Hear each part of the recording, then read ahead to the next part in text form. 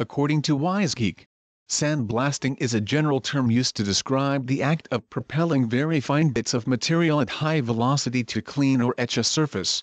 Sand used to be the most commonly used material, but since the lung disease silicosis is caused by extended inhalation of the dust created by sand, other materials are now used in its place. Dangers once associated with sandblasting as highlighted in various studies. Exposure to silica dust causes silicosis in the lungs as workers inhale the dust.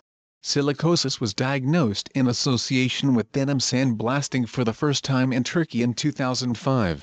A doctor noted that mostly young male workers, who had worked in jeans sweatshops, fell ill. Earlier, they were misdiagnosed of tuberculosis. Until then, silicosis had been associated with work in mines and on construction sites as well as with manufacturing of glass and ceramics.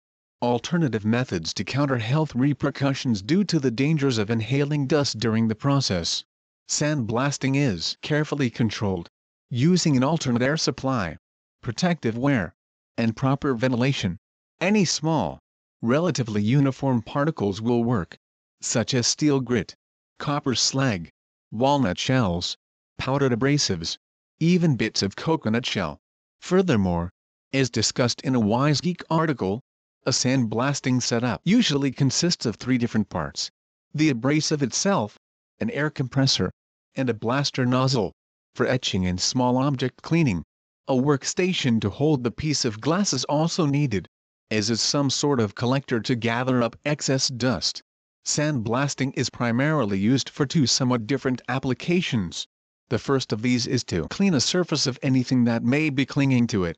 The second is to either etch or carve designs or words into glass or a similar material.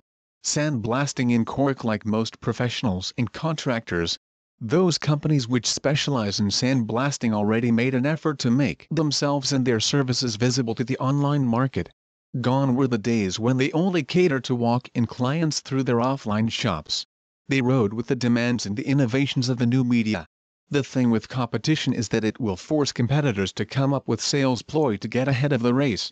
Most of the time, these competitions result into false promises and unfair means that put the client in a very uncompromising situation. The client, though persuaded with false advertisements, largely suffer mediocre service. The situation is actually wanting in the setup built by sandblasting contractors in Cork. The network of contractors they made encourages them to compete in a healthy and professional environment. Sandblasting may be a new technology, but skilled professionals in Cork just made sandblasting in Cork a craft which could be perfected in a jiffy.